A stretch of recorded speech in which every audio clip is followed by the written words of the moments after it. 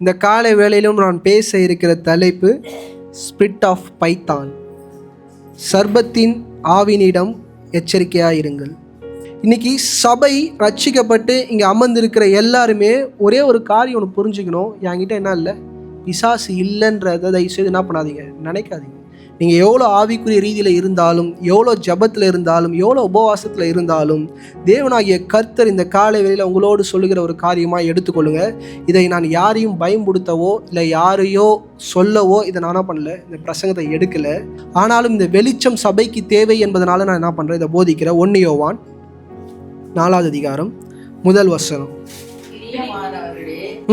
உலகத்தில் அநேக கள்ள தீர்க்கதரிசிகள் தோன்றியிருப்பதினால் நீங்கள் எல்லா ஆவிகளையும் நம்பாமல். நல்லா கவனிங்க, கர்த்தர் சொல்றாரு எல்லா ஆவிகளையும் என்ன பண்ணாதீங்க, நம்பாதீங்க. இன்னைக்கு சபை ஒரு தெளிவான ஒரு இடத்துக்குள்ள வரணும். ரட்சிக்கப்பட்டவர்கள் எங்க ஏமாறுறாங்கன்னா, இப்படிப்பட்ட ஆவிகிட்ட என்ன பண்ணிடுறாங்க, ஏமாந்துடுறாங்க. இந்த காலையில் நான் பேசும்போது சில வேதனைக்குரிய காரியமாகவும் இருக்கும், சில கஷ்டத்தை உண்டு பண்ணுகிற காரியமாகவும் இருக்கும். ஆனால் ஆண்டவர் பேசுகிறான்னு சொல்லிட்டு உங்கள் இருதயத்தை கொஞ்சம் நேரம் திறந்து என்ன பண்ணுங்க, கவனிங்க. முடிச்சிட்ட பிறகு நீங்கள் என்ன பண்ணிக்கலாம், முடிவு பண்ணிக்கலாம் இதை நம்பலாமா வேணாமான்றது. இன்னைக்கு நல்லா கவனிங்க, நீங்கள் எல்லா ஆவிகளிடம் என்ன பண்ணுங்க, நம்பாமல். இன்னைக்கு நீங்கள் சொல்லுவீங்க, பாஸ்டர் நான் கெட்ட ஆவியை ஈஸியாக என்ன பண்ணுவேன், கண்டுபிடிச்சிருவேன். நல்ல ஆவியை என்ன பண்ணுவேன், ஈஸியாக கண்டுபிடிச்சிருவேன். கெட்ட ஆவி என்ன செய்யும், கெட்டதை செய்யும். நல்ல ஆவி என்ன பண்ணும், நல்லது செய்யும். ஏன்னா இப்படிப்பட்ட அற்பமான மனநிலையோடு தான் கிறிஸ்தவர்கள் என்ன பண்ணுறாங்க, அநேக கூட்டத்திற்கு என்ன பண்ணுறாங்க, ஓடுறாங்க. இன்னைக்கு சபைக்கு நான் சொல்லுகிற ஒரு காரியம் நன்றாய் புரிந்து கொள்ளுங்கள். வெளிப்படுத்தின விசேஷம் 16வது அதிகாரம் 13 - 14. நல்லா கவனிங்க, வலு சர்பத்தின் வாயிலும் நல்லா கவனிங்க, கள்ள தீர்க்கதரிசி என்று நீங்க படிக்கும் போது நல்லா ஒரு காரியத்தை புரிஞ்சுக்கோங்க. அவங்க யாரு, ஊழியக்காரன். ஏன்னா இந்த காலகட்டத்தில் கள்ள தீர்க்கதரிசி யாராச்சும் இருக்கிறாங்களான்னு கேட்டால் யாருமே இல்லை. இவங்க வாயிலிருந்து என்ன புறப்படுது, படிங்க பிரதர். கள்ள தீர்க்கதரிசியின் வாயிலும் இருந்து கவலைகளுக்கு ஒப்பான 3 அசுத்த ஆவிகள் புறப்பட்டு வர கண்டேன். 3 அசுத்த ஆவி என்ன பண்ணுதா?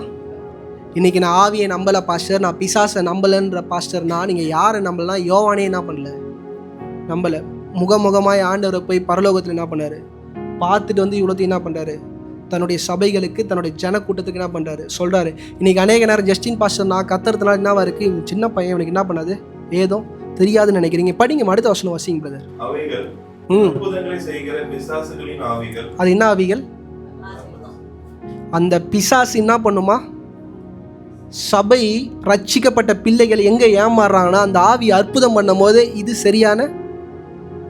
இன்னைக்கு நான் சொல்கிறேன், சிலதை வாங்கினா கூட அந்த கரம் என்னவா இருக்கணும், தகுதி உள்ளதாக இருக்கும். ஆண்டவர் சொல்கிறாரு, அது என்ன ஆவியா, பிசாசா.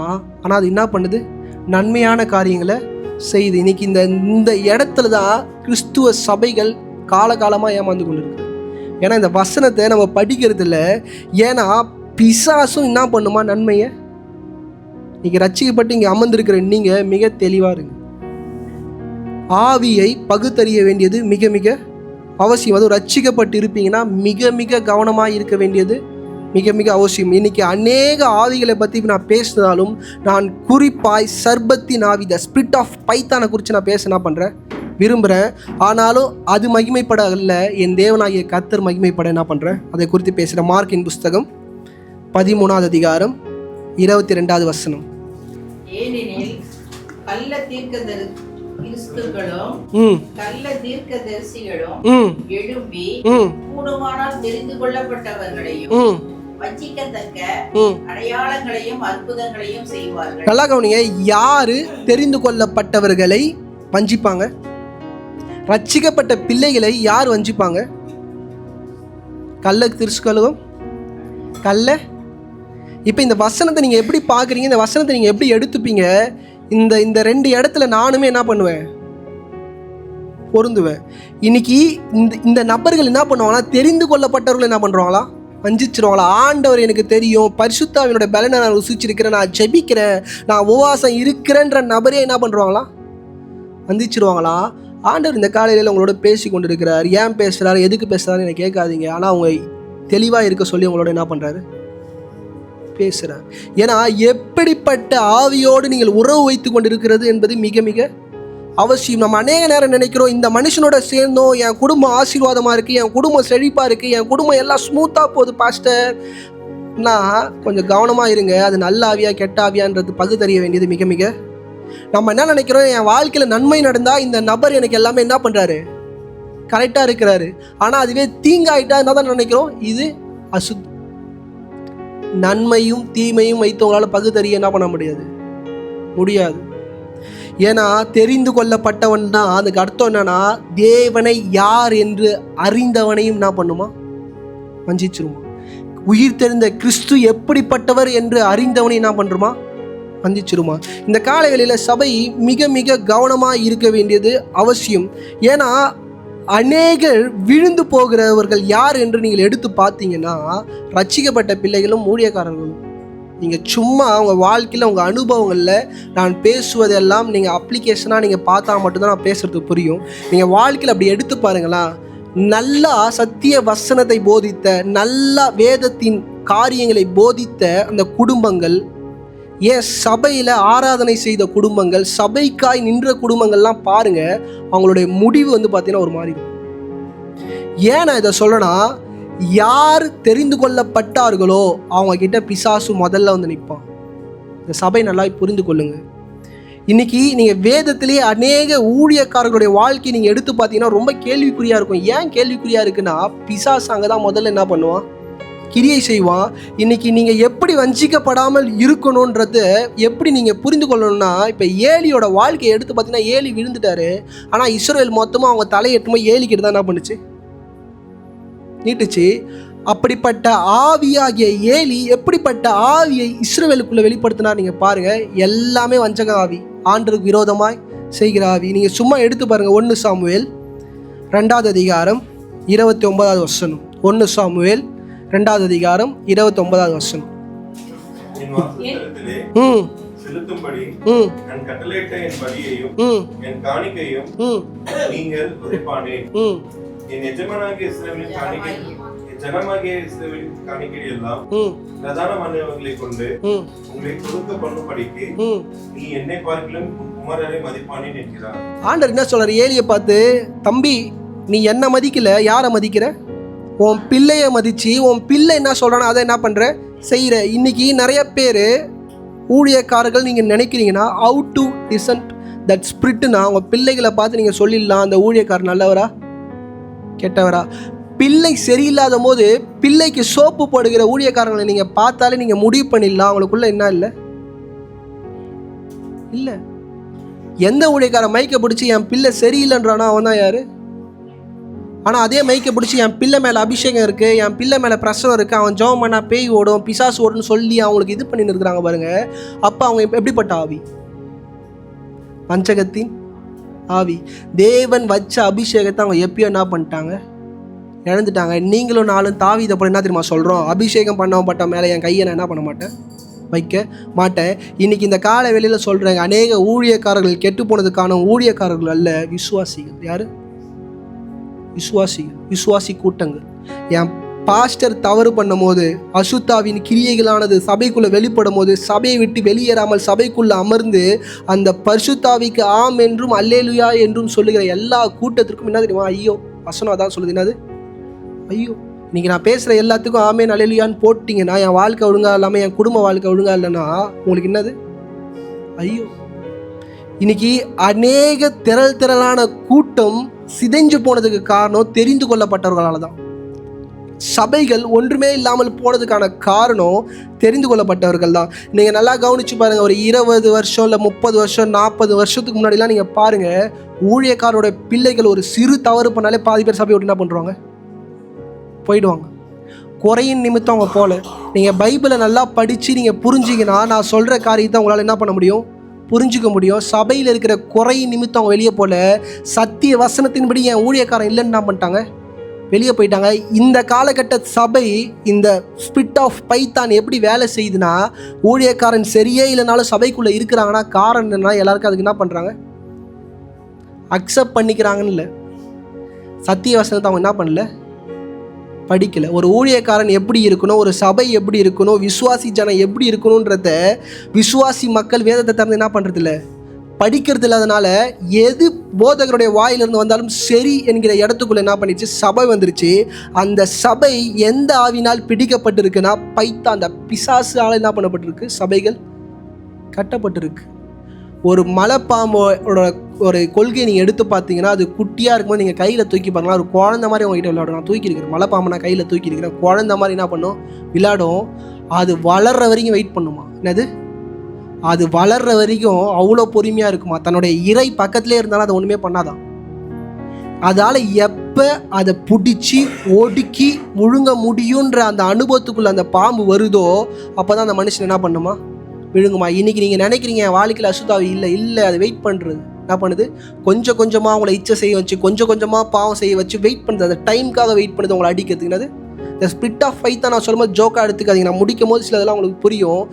ஒவ்வொரு ரட்சிக்கப்பட்ட பிள்ளையோட வாழ்க்கையில் ஒரு பைத்தான், அந்த பாம்புன்ற ஒரு விஷயம் இருக்குன்னது. நீங்கள் நினைக்காதீங்க நான் ரட்சிக்கப்பட்டேன், எனக்கு தேவனை தெரியும், நான் ஜெபிக்கிறேன், உபவாசிக்கிறேன், இதெல்லாம் அவனை தள்ளி வச்சிருக்கு, இதெல்லாம் அவனை வளர விடாமல் என்ன பண்ணியிருக்கு, ஸ்டாப் பண்ணியிருக்கு. நீங்கள் பண்ணுகிற ஜபமோ, நீங்கள் பண்ணுகிற உபவாசமோ, நீங்கள் தேவனை ஆராதிக்கிற ஆராதனையும் அவனை என்ன பண்ணி வச்சிருக்கு, வளர விடாமல், அவனை பெருக விடாமல் என்ன பண்ணியிருக்கு, உங்கள் பக்கத்தில் வச்சிருக்கே தவிர நீங்கள் எப்பெல்லாம் பாவம் செய்கிறீங்களோ, எப்பெல்லாம் உங்கள் ஜபத்தை நிறுத்துறீங்களோ, எப்பெல்லாம் உங்கள் துதியை நிறுத்துறீங்களோ, எப்பெல்லாம் உங்கள் உபவாசத்தை நிறுத்துறீங்களோ, அது என்ன ஆகுது, வளர்ந்து கொண்டு இருக்குன்றது என்ன பண்ணாதீங்க, மறந்துடாதீங்க. அந்த டே ஆஃப் ஃபர்ஸ்ட் டேவே உங்களை அடிக்காது, அந்த ஆவி உங்களை என்ன பண்ணாது, முதல் நாள்லேயே உங்களை அடிக்காது, நிதானமாக வெயிட் பண்ணுமா, என்ன பண்ணுமா, மிக நிதானமாக வெயிட் பண்ணுமா. ஏன்னா வலு சர்ப்பம் எல்லா இடத்துலையும் நீங்கள் வேதத்தில் பார்த்தீங்கன்னா பாம்பு பாம்பு என்கிற வார்த்தையை பிசாசுக்கு என்ன பண்ணியிருப்பாங்க, குறிப்பாய் சொல்லியிருப்பாங்க. ஆனால் வேதத்தில் இருக்கிற ஒரே ஒரு மனுஷன்தான் த ஸ்பிரிட் ஆஃப் பைத்தான், மலைப்பாம்பு என்கிற பதத்தை பிசாசுக்கு கொடுத்துருக்கிறார் ஒரே ஒரு நபர். அந்த நபரை நான் முடிக்கும் போது சொல்கிறேன், எடுத்தவொடனே அவரை பற்றி நான் சொல்ல விரும்பலை. இன்னைக்கு சபைகள் விழுந்து போவதற்கான காரணம் ஏன்னா மத்தேயு 10ஆம் அதிகாரம் 1 வசனம். அப்பொழுது அவர் 12 சீசர்களை தம்மிடத்தில் வரவழைத்து அசுத்த ஆவிகளை துரத்தவும் சகல வியாதிகளையும் சகல நோய்களையும் நீக்கவும் அவர்களுக்கு அதிகாரம் கொடுத்தார். யாருக்கு அதிகாரம் கொடுத்தார்னா தன்னுடைய பிள்ளையா எண்ணுகிற தன்னுடைய 12 சீசர்களுக்கு என்ன அதிகாரத்தை கொடுத்தார், பிசாசை ஓட்டுகிற. இன்னைக்கு நல்லா கவனிங்க, சபைகள்ல என்ன நடக்குதுன்னா ஒரு மனிதன் என்ன பண்ணுவார், நல்லா பிசாசு ஓட்டுவார், அவர்கிட்ட போனா என்ன சுகம், அவர் என்ன பண்ணுவார், எதிர்காலத்தை சொல்லுவாருன்னு சொல்லிட்டு ஒரு திரளான கூட்டம் அங்கே போய் நிற்கிதுன்னா அப்போ யோசிச்சு பாருங்க, வசனமே அந்த இடத்துல ஒரு மனுஷன் பேயெல்லாம் ஓட்டுறான்னா அங்கே எங்கேயோ தப்பு நடக்கும்.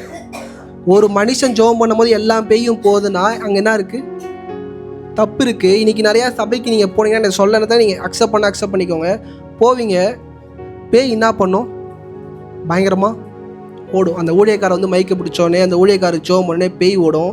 அவருடைய வாழ்க்கையில் எடுத்து பார்த்தீங்கன்னா அவர் ஊழியமாகவே என்ன தெரியுமா பண்ணுவார், பிசாசை ஓட்டுறதும் கட்டுகளை உடைக்கிறதும் பில்லி சூனியங்களை. இது வந்து விச்கிராஃப்ட் பண்ணுறவங்க வேலை. யாரோட வேலை, விச்கிராஃப்ட் பண்ணுறவங்களோட வேலை. நீங்கள் சபைக்குள்ளே நீங்கள் ஆழமாக உள்ளே போய் பாருங்கள், இயேசு கிறிஸ்து பூமிக்கு வந்தார். அவர் வந்த நோக்கம் என்னது, மனிதனை ரட்சிக்க. இதெல்லாம் செஞ்சார். ஆனால் அது அவனுக்கு மெயினான ப்ரையாரிட்டி இல்லை. அவரோட மெயினான ப்ரையாரிட்டி என்னது, ரட்சிக்க. ஆனால் இப்படிப்பட்ட ஊழியர்கள் நீங்கள் சொல்லுகிற நபர்கள் நீங்கள் எடுத்து பாருங்கள், வெறும் மந்திர கட்டு பிசாசு போராட்டம் கட்டு இப்படியே போயிட்டுருக்காங்க வாழ்க்கை. அவனோட வாழ்க்கை எடுத்து ஃபுல்லாக ஸ்டடி பண்ணி பாருங்கள், பரிசுத்தத்தை குறித்து பேச வேணாம் மாட்டாங்க. ஒன்லி ஜபம் உபவாசம், ஜபம் உபவாசம். இந்த கேரக்டர் அசாசினேட்டே என்ன பண்ண மாட்டாங்க.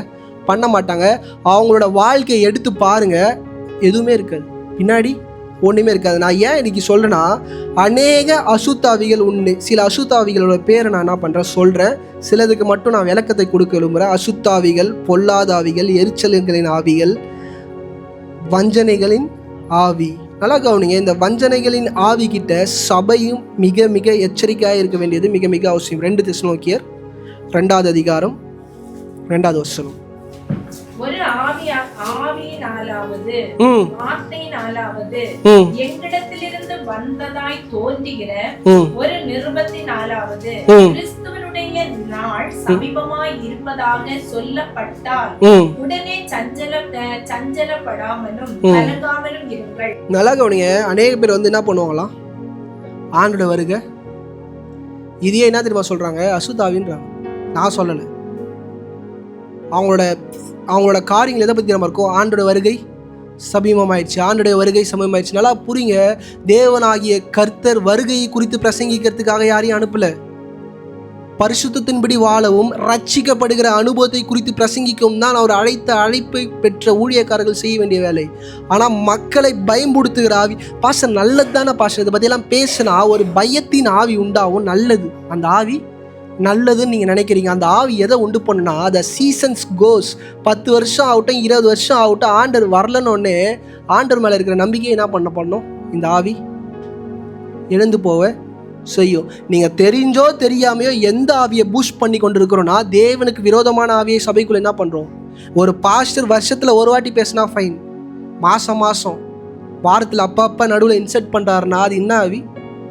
இன்னைக்கு நீங்கள் சொல்கிறீங்க, பாஸ்டர் விழுந்துட்டாரா பாஸ்டர்னு கேட்டால் இல்லை, பிசாசானவன் அவர்கிட்டயே என்ன பண்ணுறான் இருக்கிறான். அவரையும் என்ன பண்ணுறான்? ஒடுக்க ட்ரை பண்ணிட்டு இருக்கிறான்றத அவங்க ஏற்றுக்க மாட்டாங்க. ஆனால் எதிர்க்கில் உட்காந்துருக்குற நீங்கள் என்ன பண்ணணும்? அதை புரிந்து கொள்ள வேண்டியது முக்கியம். ஏன்னா அவங்க தான் அவங்களுக்கு ஜீவனக்கூடிய வார்த்தையை என்ன பண்ணுறாங்க? போதித்து கொண்டு இருக்கிறார்கள். அவங்க மேலே கையை வச்சுட்டானா மொத்தமாக எல்லாருமே என்னது? அவுட். எப்பெல்லாம் இஸ்ரவேலில் உண்மை அற்ற ஊழியக்காரன் தலைமைத்துவத்தில் இருக்கும் போது இஸ்ரவேலோட நிலைமையை எடுத்து பாருங்க, மிக கேவலமாக இருக்கும். உண்மையாக இருக்கிற ஊழியக்காரன் பாருங்க, மக்கள் அத்தனை பேரும் தப்பாக இருந்தாலும் இவர் என்ன பண்ணுவார்? ஆண்டருக்காக எதிர்த்து நிற்பார். மாமிசமான தீர்க்க தரிசனங்களையும் சொல்லுகிற ஆவிகள் என்ன ஆயிடுச்சு? உண்டாயிடுச்சு. நான் இன்னும் சொல்கிறேன், மனுஷிக ஆவி. எசேக்கியேல் 13வது அதிகாரம் 3வது வசனம். கர்த்தராகிய ஆண்டவர் உரைக்கிறதாவது, தாங்கள் ஒன்றும் தரிசியாதிருந்தோம், தங்களுடைய ஆவின் ஏவுதலை பின்பற்றுகிற மதிகெட்ட தீர்க்கதரிசிகளுக்கு ஐயோ. புரியுதா?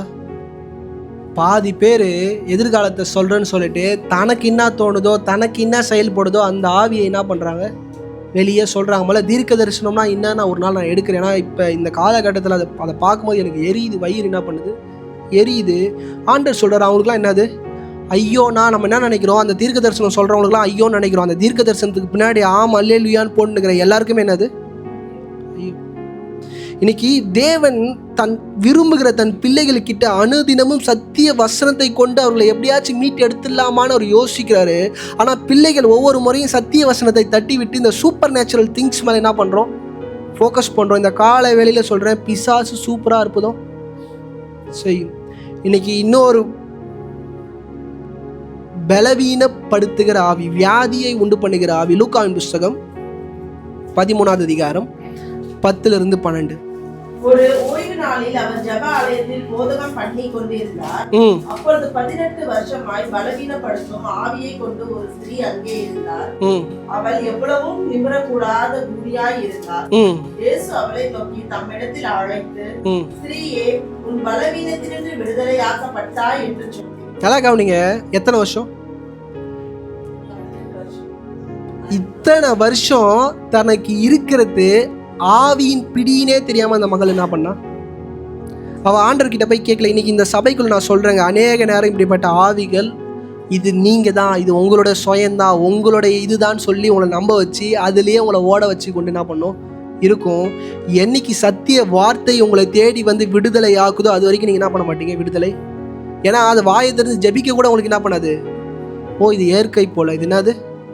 எனக்கு கோவம் வரத்து எனக்கு ஏற்க போல, எனக்கு எரிச்சல் வரத்து இயற்கை போல, நான் கோவமாய் செயல்படுகிறது எனக்கு என்னது? இந்த சுபாவம்லாம் எனக்கு ஏற்க போல நீங்கள் நினைக்கிறீங்க. இது எதுவுமே என்ன கிடையாது? இயற்கையானது கிடையாது. இது all about the spirit of evil. என்னது? ஆவியினால் நம்ம என்ன பண்ணுறோம்? நீங்கள் இதை இன்னும் இதை நீங்கள் டீப்பாக நீங்கள் போனோன்னா, நான் ஏன் இதை சொல்கிறேன்னா, யார் யாரெல்லாம் தேவனை தெரிந்து கொள்கிற இடத்துக்கு வரீர்களோ, யார் யாரெல்லாம் சத்திய வசனத்தின் வெளிச்சத்துக்குள்ளே வரீங்களோ, யார் யாரெல்லாம் ஆண்டவருக்காக வாழணும்னு நினைக்கிறீங்களோ, யார் யாரெல்லாம் ஜெபிக்கணுன்ற ஒரு யோசனை இப்படி சிந்தனைக்குள்ளே நீங்கள் போட்டாலே உங்கள் வாழ்க்கையில் என்ன நடக்குதுன்ற ஒரு விஷயத்த சொல்கிறேன். யாரும் இதை பயப்படுவதற்காக நான் சொல்லலை. சபை நல்லா புரிஞ்சுக்குவோம். பாஸ்டர் இதோட எனக்கு பைபிளும் வேணாம், ஜபம் வேணாம், உபவாசம் வேணான்னு போட்டு என்ன பண்ணாதீங்க, ஓடி போயிடாதீங்க. வெளிப்படுத்தின விசேஷம் 12வது அதிகாரம் 17வது வசனம். அப்பொழுது வலு சர்ப்பமானது ஸ்திரீயின் மேல் கோபம் கொண்டு, நல்லா கவனிங்க, ஸ்திரீன்ற அந்த இடத்துல இந்த வார்த்தையை யூஸ் பண்ணுகிற பதம் யாருன்னா இஸ்ரவேல்னு வச்சுக்கோங்க, இல்லை இயேசு கிறிஸ்து என்ன பண்ணுங்க வச்சுக்கோங்க, படிங்கம்மா. ஸ்திரீயின் மேல் கோபம் கொண்டு தேவனுடைய கற்பனைகளை கைக்கொள்ளுகிறவர்களுக்கும் இயேசு கிறிஸ்துவை குறித்து சாட்சியாய் உடையவர்களுக்குமாகி அவளுடைய சந்ததியான மற்றவர்களுடனே யுத்தம் பண்ண போயிற்று. பிசாசு யாரோட யுத்தம் பண்ண போதும்? சும்மா ஜோம் பண்ணாம, சும்மா ஆண்டோடைய ராஜ்யத்தை அசிக்காம, சும்மா எதுவுமே பண்ணாம மூலையில இருக்கிறாங்க பாருங்க, அவங்க மேல என்ன பண்ணாது? வரவே வராது. ஆனா என்னைக்காச்சும் ஒரு முடிவு எடுப்பீங்க பாருங்க, நான் இதுக்கப்புறம் ஜோம் பண்ணலான்னு முடிவு எடுத்தேன். என்னது எடுத்தேன்? அவன் காலில் தான் முதல்ல போய் டிங்குன்னு பெல் அடிக்கும். ஒரு ஆள் என்ன பண்ணுறான், எல்லைக்குள்ளே கிராஸ் ஆகிறான், அவன் வீட்டுக்கு என்ன பண்ணணும், போகணும். அது வரும்போது எப்படி வரும்னா, அது என்னது, பாம்பு. அது டிசைட் பண்ணுமா இவன் அடிக்க எவ்வளோ பெரிய பாம்பு வேணும். நான் போய் ஜாலியாக சொல்கிறேன், விளையாட்டாக சொல்கிறேன், சீரியஸாக எடுத்துக்காதீங்க. இப்போ இந்த வசனம் படிக்கும்போது நல்லா புரிஞ்சுக்கோங்க, ஏன் ஊழியக்காரர்கள் எல்லாருமே விடுறாங்க, ஊழியக்காரோடைய குடும்பங்கள், அவங்க பிள்ளைகள்லாம் ஏன் சீரழிகிறாங்கன்னா காரணம் என்ன தெரியுமா? அவங்களோட ஆதியில் அவங்களுக்கு கொண்ட அந்த வைராக்கியத்தில் அவங்க எழுந்து நிற்கும் போது பிசாசு என்ன பண்ணும், கூடையே வந்து அவன் வீட்டில் அமைதியாக படுத்துட்டு இருக்குமா. அவன் வீட்டில் யார் வீக்குன்னு பார்க்கும். ஏலி ரொம்ப ஸ்ட்ராங், யார்? ஏலி பிள்ளைங்க வீக்கு. அதை தான் என்ன பண்ணுவான் வந்து பிசாசு உன்னுடைய ஸ்ட்ராங்கான பாட்டில் மோதாது, உன்னோட வீக்கான பாட்டில் என்ன பண்ணும், மோதும். பாஸ்டர் எனக்கு இச்சை வருது பாஸ்டர், அந்த இச்சை உங்களுக்கானது கிடையாது, பிசாசு உண்டு பண்ணுகிற காரியம். ஏலி எல்லா இடத்துலையும் ஸ்ட்ராங் ஆகிட்டார், ஜெபிக்கிற இடம், உபவாசம், வேதவாசி, மக்கள் முன்னாடி எல்லாத்துலையும் இது வந்துட்டார். பிள்ளைங்க கிட்ட வந்து என்ன பண்ண முடியல, ஒன்றுமே முடியல. பிள்ளைகள் விபச்சார பாவமே பண்ணாலும் என்ன பண்ணல, பிசாசு எங்கே போய் படுத்துட்டானா ஏலியோட பிள்ளைங்க கிட்ட போய் என்ன பண்ணிட்டான். மிக கவனமாக இருக்கு. நான் ஏன் இதை சொல்கிறேன்னா, தெரிந்து கொள்ளப்பட்டவர்களை தான் தேடியது வரும். இன்னைக்கு ஊழியக்காரர்கள் இந்த இடத்த விட்டுடுறாங்க. நான் கூட அடிக்கடி ஜெபம் பண்ணும்போது, சபையில் பிரசங்கம் பண்ணும்போது ஒரு காரியம் சொல்லுவேன், என் பிள்ளை என் மனைவி தவறு பண்ணா, ஏன் நானே தவறு பண்ணால் இந்த ஊழியத்தை விட்டுருவேன். ஆனால் ஆண்டவர் ஒரு வாட்டி சொன்னார் என்கிட்ட பேசும்போது, உன் பிள்ளை தவறு பண்ணால் உன் பிள்ளையை விடு, உன் மனைவி தவறு பண்ணால் உன் மனைவியை விடு, அது என்ன ஊழியத்தை விடுற சம்மந்தமே இல்லாமல். ஓ, இது ரொம்ப உனக்கு ஈஸியாக போச்சான்ற மாதிரி ஒரு நக்கலான அந்த ஸ்பிட்டோட சவுண்டு நான் கேட்டேன். அன்றைக்கே சொன்னேன், இல்லை ஆண்டவரே, என் மகள் தப்பு பண்ணானா அன்றைக்கே சொல்கிறேன், என் சொத்தெல்லாம் பிரித்து கொடுத்துட்டு உனக்கும் எனக்கும் சம்மந்தமே இல்லை. நல்ல இதை சொல்ல கற்றுக்கோங்க. நான் ஏன் சொல்கிறேன்னா, 2 பேரும் சேர்ந்து எங்கே போகாதீங்க, பாழுங்கிணத்துல போகாதீங்க. நான் சொல்கிற உபதேசங்கள் கஷ்டமாக இருந்தாலும் மிக கவனமாக இதை புரிந்து கொள்ள வேண்டியது மிக மிக அவசியம். எபேசியர் 6:10-12. சகோதரரே, கர்த்தரிலும் அவருடைய சத்துவத்தின் வல்லமையிலும் பலப்படுங்கள். எதை பலப்படணும்னா, ஆண்டவருக்குள்ள சத்திய வசனத்துக்குள்ள பலமான ஆகாரத்தில் பலப்பட வேண்டியது ஒவ்வொரு ரட்சிக்கப்பட்ட பிள்ளைக்கும் அவசியம். அந்த பலமான ஆகாரத்தை சபை கொடுக்க முடியாதபடி அந்த வலு சர்வமானது ஊழியக்காரர்களை பிடிச்சிருச்சு. என்ன பண்ணிருச்சு? பிடிச்சிருச்சு. இந்த காலகட்டத்தில் யாரை பிடிச்சிருச்சு? ஊழியக்காரங்களை பிடிச்சிருச்சு. அதை பிடித்ததுனால விசுவாசிகளும் வேதத்தை திறந்து படிக்க என்ன பண்ண மாட்டாங்க, சிந்திக்க மாட்டாங்க. யோசிச்சு பாருங்க, ஏன் பைபிளை படிக்க முடியல? உங்களால் அவ்வளோ ஃபோன் யூஸ் பண்ண முடியுது, கேம் பண்ண முடியுது, என்டர்டைன்மெண்ட் பண்ண முடியுது, என்ஜாய் பண்ண முடியுது. நான் உங்களுக்கு சொல்கிறேன், பைபிள்ன்ற ஒரு விஷயத்தை எடுத்து ஒரு நாளைக்கு ஒரு அதிகாரம் படிக்கணும்னு முடிவு பண்ணுங்களா? உங்களால் முடியாது. நீங்கள் சொல்கிறீங்கல்ல, நான் யாருக்கும் அடிமை இல்லைன்னு. நீங்கள் அடிமை தான். யாருக்கு? நீங்கள் அடிமை இல்லைன்னீங்கன்னா நீங்கள் ட்ரை பண்ணி பாருங்கள். ஒரே ஒரு மாதம் இந்த டேட்லேருந்து டேட் வச்சுக்கோங்க, 31 நாள் உங்களால் டெய்லி காலைல பைபிள் படிச்சுட்டு ஜெபம் பண்ணிட்டு வேலையை செய்ய முடியுதான்னு பாருங்கள். தோத்திங்கன்னா உங்களுக்குள்ள என்ன இருக்குது? பிசாசு இருக்கான். யார்? பழைய பாம்பாகிய பிசாசு உங்களுக்குள்ளே இருக்கிறான். தயவுசெய்து இல்லைன்னு மட்டும் ஒத்துக்கோங்க. சபை என்ன பண்ணுங்க, அந்த இடத்த ஒத்துக்கோங்க, போராடுங்க, அவர் கூட என்ன பண்ணுங்க, ஜெபம் பண்ணுங்க. அப்போ தான் உங்களை விட்டு என்ன பண்ணுவான், போவோம், படிங்கம்மா. நீங்கள் பிசாசின் தந்திரங்களோடு எதிர்த்து நிற்க திராணி உள்ளவர்கள் ஆகும்படி. அவனுடைய தந்திரத்துக்கு நமக்கு என்ன இருக்கணுமா? நம்ம என்ன தெரியுமா நினைக்கிறோம், பேயும் இல்லை, பிசாசும் இல்லை, எதுவுமே இல்லை, எல்லாம் என்னோட பலவீனம். இல்லவே இல்லை. அவன் தெளிவாக அவனோட காயை நவுத்துறான். இன்னைக்கு பாருங்க, அவன் மகிமைப்படணும், அவன் காரியங்கள் வெளியே வரணும், அவன் யோசிக்கவே மாட்டான். ஏன் அந்த நபர் அதை பைத்தான் என்கிற பதத்தை யூஸ் பண்ணியிருக்கிறாருன்னா, இந்த மலைப்பாம்புன்ற விஷயத்தை நீங்கள் எடுத்து பார்த்தீங்கன்னா, அது வளர்ற வரைக்கும் தன்னை வெளியே காட்டணும். ஒரு வீடு பக்கத்துலேயே அந்த பாம்பு இருந்தாலும், ஒரு நல்ல பாம்பு, சார பாம்பு, இப்படிப்பட்ட எந்த பாம்பு இருந்தாலும் கண்ணுக்கு என்ன பண்ணுருமா, தெரிஞ்சிருமா. ஆனால் இந்த மலைப்பாம்புன்றது தன்னோட மேக்சிமம் நீட்டை ரீச் பண்ணுற வரைக்கும், ஒரு 10 அடி அதை ரீச் பண்ணுற வரைக்கும் யாரோட கண்ணில் என்ன பண்ணாதான், படவே படாதான். அதுக்கு தெரியுமா அதோட வீக்னஸ். இன்றைக்கி பிசாசுக்கு அதோட வீக்னஸ் நல்லா தெரியும். நமக்கு நம்மளோட வீக்னஸ் என்ன பண்ணல, சுத்தமாக தெரியல. இன்னைக்கு சபைக்குள்ள நான் சொல்றேன், மிக கவனமா இருங்க, மிக எச்சரிக்கையா இருங்க. சத்திய வசனங்களை படித்து இதை ஆராய்ந்து கொள்ள வேண்டியது மிக மிக அவசியம். படிங்கம்மா. தேவனுடைய சர்வாயுத வர்க்கத்தையும் தரித்துக் கொள்ளுங்கள், ஏனெனில் மாம்சத்தோடும் இரத்தத்தோடும் அல்ல. நல்லா கவனிங்க, நமக்குள்ள எந்த போராட்டமும் இல்லைங்க. நம்ம மாமிசமும் சரி பலவீனமானது கிடையாது. நம்ம மாமிசம் நல்ல மாமிசம் தான். அந்த மாமிசத்தோட அந்த பிசாசு வந்து ஆட் ஆகும் போது தான் என்ன ஆகுது? பலவீனமாகுது. படிங்கம்மா. துரைத்தனங்களோடும் அதிகாரங்களோடும் இப்பிரபஞ்சத்தின் அந்தகார லோகாதிபதிகளோடும் வான மண்டலங்களில் உள்ள பொல்லாத ஆவிகளின் சேனைகளோடும் நமக்கு போராட்டம் உண்டு. போராட்டம் உண்டு. ஜஸ்டின் பாஸ்டர் இதை சொல்ல யார் சொன்னாரு? அப்போஸ்தலனாகிய நான் சொல்லலை. இன்னைக்கு நான் சொன்னாதான் எல்லாரும் என்ன நினைக்கிறீங்க? இல்லை ஏதோ நீங்கள் என்ன பண்ணுறீங்க சொல்கிறீங்க. இல்லை, சத்திய வசனங்கள் சொல்லுது போராட்டம் உண்டு. இன்னைக்கு இந்த ஸ்பிரிட் ஆஃப் பைத்தான், இன்னைக்கு நான் சொல்கிறேன், இது ஆல்ரெடி அட்டாக்ட். எல்லா ரட்சிக்கப்பட்ட பிள்ளைகளோட வாசல் அது இருக்குது. என்ன பண்ணுது? சபை இதை புரிஞ்சுக்கணும். நம்ம அநேக நேரம் நினைக்கிறோம், என்கிட்ட இல்லை, என் ஜபஜி இருக்கு. ஏன் அப்பப்போ இந்த குடும்பத்துக்குள்ளே அது வருதுன்னா, எப்போல்லாம் நீங்கள் பலவீனப்படுறீங்களோ எப்போல்லாம் அதை நீங்கள் உங்கள் வாழ்க்கையில் நீங்கள் பார்க்கலாம்.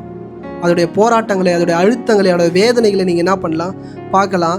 ஏன்னா அப்போஸ்தலனாகிய பவுல் மட்டும்தான் இதை குறித்து ரொம்ப தெளிவாக நிறைய இடத்துல ஒரே ஒரு இடத்துல என்ன பண்ணுறாரு? பேசியிருக்கிறாரு. இன்னைக்கு இது யாருக்கிட்ட வந்து நிற்கும்? நீங்கள் நல்லா கவனிங்க, இது யாருக்கிட்ட வந்து நிற்கும் நான் சொன்னேன்னா, தேவனால் தெரிந்து கொள்ளப்பட்டவர்கள் எல்லாருக்கிட்டையும் என்ன பண்ணும்? வந்து நிற்கும். 2 கொரிந்தியர் 11வது அதிகாரம் 3வது வசனம். ஆகிலும் சர்ப்பமானது தன்னுடைய தந்திரத்தினாலே ஏவாளை வஞ்சித்தது போல ஒருத்தரையும் அது எதனால வஞ்சிக்குது? தந்திரம். இன்னைக்கு உங்களே நம்ப வைக்குது, என்னோட பலவீனத்துல தான் நான் எல்லாம் தப்பியும். எந்த அளவுக்கு அது தந்திரமானதுன்னா, நீ தான்ப்பா இந்த தப்பை பண்ற, யாரும் தப்பு பண்ணல, யாரும் சொல்லி நீ பண்ணலன்றதே உங்களை என்ன பண்ணுது? இதுதான் நீங்க ரட்சிக்கப்பட்ட பிள்ளை மிக கவனமாய் புரிந்து கொள்ள வேண்டியது அவசியம். படிங்கம்மா. உங்கள் மனதும் கிறிஸ்துவை பற்றிய உண்மை நின்று விலகும்படி. நல்லா கவனிங்க, சத்திய வசனத்தின்படியோ உன்னை அழைத்த தகப்பன் யார் என்பதை விலகும்படி என்ன பண்ணுதான்? எடுக்கப்படுமோ என்று பயப்படுகிறேன். உங்களை பிரிச்சிருமா? ஆண்டவருக்குள்ள உங்களுடைய உறவை நீங்க ஆரம்பிச்சிங்க பாருங்க. லைட்டா என்ன பண்ணுவீங்க? பள்ளம் நோண்டி ஒரு செடியை ஒரு கண்ணு மாதிரி வச்சிருப்பீங்க. நான் இதுக்கப்புறம் ஜெபம் பண்ண போறேன் பாஸ்டர், இதுக்கப்புறம் நான் ஆண்டவருக்காக ஊழியம் செய்ய போறேன், நான் உபவாசம் இருக்க போறேன்னு ஒன்னே இப்படி வச்சுட்டு இப்படி வருவீங்க. அது கிள்ளி தூக்கி போட்டுருப்போம். என்ன பண்ணுவான்? கிள்ளி தூக்கி போடுவான். நீங்கள் திரும்பி போய் பார்ப்பீங்க, பரவாயில்ல நம்ம இன்னொரு வாட்டி செடி வாங்கி திருப்பி என்ன பண்ணலாம், நடலான்னு கம்முன்னு படுத்து நல்லா கவனிங்க. நல்ல வேலையிலேருந்து முடிவு பண்ணிப்போம். இன்றைக்கி வீட்டுக்கு போன ஜபம் பண்ணிட்டு தான் படுக்கிறோம். வீட்டுக்கு போனோன்னே பிசாசு ரெடியாக என்ன பண்ண உங்களுக்கு எதிர்க்கல. நான் ஜோக்லாம் பண்ணல, ரொம்ப சீரியஸாக பேசுகிறேன். நான் ஏன் சொன்னேன்னா, அழைக்கப்பட்டவருக்கு முன்னாடி தான் நிற்கும். நீங்கள் நல்லா கவனிங்க. ஏதேன் தோட்டத்தில் தேவனால் தெரிந்து கொள்ளப்பட்ட ஆதாம் ஏவாள் இருவரும் ஆண்டவரோட பிள்ளையாக இருக்கும் போது நல்லா கவனிங்க, 2 பேர் யார் பலவீனன்றதை யார் யூஸ் பண்ணுறா? பிசாசு யூஸ் பண்ணுறா. இன்னைக்கு அநேக நேரம் நான் சொன்னேன், ஏலிக்கிட்ட பிசாசால நேராக என்ன பண்ண முடியல, வர முடியல. பிள்ளைங்க மூலியமாக என்ன பண்ணா வந்தா. இன்னைக்கு அநேக ஊழியக்காரர்கள் எங்கே மாட்டி சீரழிஞ்சு போகிறாங்கன்னா அங்கே தான். பிள்ளைகள் பண்ணுகிற எல்லா அட்டூழியத்தையும் பாவத்தையும் தன்னுடைய அன்புனால என்ன பண்ணுறாங்க? அன்பு சகல பாவங்களையும், ஆண்டருடைய அன்பு தான் எல்லா பாவத்தையும் என்ன பண்ணணும்? மூடணும். நம்மளுடைய பாவம் வந்து பிள்ளைங்களை, நம்மளுடைய அன்பு பிள்ளைங்களோட பாவத்தை என்ன பண்ணக்கூடாது? மூடக்கூடாது. ஆதியாகமம் 3வது அதிகாரம் 6வது வசனம். அப்பொழுது ஸ்திரீயானவள் அந்த விருட்சம் புசிப்பதற்கு நல்லது. நல்லா கவனிங்க, பிசாசு எந்த அளவுக்கு இவளோட மைண்டை மாத்திட்டானா, புசிக்க நல்லதும். சாப்பிடவே இல்லை, சாப்பிடாம ஒரு பொருளை பார்த்து அவன் என்ன சொல்லிட்டா? புசிக்க நல்லது. பார்வைக்கு இன்பமும். பார்வைக்கு என்னவா? இன்பமும். புத்தியை தெளிவிப்பதற்கு இச்சிக்கப்படத்தக்க விருட்சமாய் இருந்தது. இச்சிக்கத்தக்க காரியமா என்ன பண்ணுதான் இருக்கா? நீங்க மேல புரியுங்க. புசிக்க நல்லதும், பார்வைக்கு இன்பமும், இச்சிக்கத்தக்கதும். இங்க புசிக்கத்தக்கதும் நல்லா கவனிங்க. ஏசா தன் சேஷ்ட புத்திர பாகத்தை அற்பமான ஒரு கூலைக்காக என்ன பண்ணிட்டான்? கொடுத்துட்டான். அந்த ஃபர்ஸ்ட் பார்ன் பிசாசுக்கு வரான், இவன் மேலதான் என்ன இருக்கும்? வாக்கு தத்தம் இருக்கும். இவன் என்ன பண்ணலாம்? முடிச்சு விட்டுல. அன்னைக்கு நான் சொல்றேன், யார் யார் மேலாம் வாக்கு தத்துவம் இருக்குன்னு அவன் நினைச்சாலே அவனுக்குள்ள வந்து என்ன பண்ணுவான்? நிற்பான். அடுத்தது பார்வைக்கு இன்பம். அவன் யாக்கோபு கிட்டேயும் போய் நின்னா. அதை நீங்கள் பார்த்தீங்கன்னா புரியும்.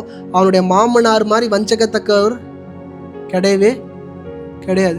கடைசி வரைக்கும் கூடயே வச்சு அடிமையாக வச்சுருக்கணும்னு தான் அவரோட எண்ணம். அவன் ஆண்டோட சத்தத்தை கேட்டு தப்பிச்சு என்ன பண்ணிட்டான்? அந்த இடத்த விட்டு ஓடி வந்துட்டான். அடுத்தது பார்வைக்கு இன்பம்.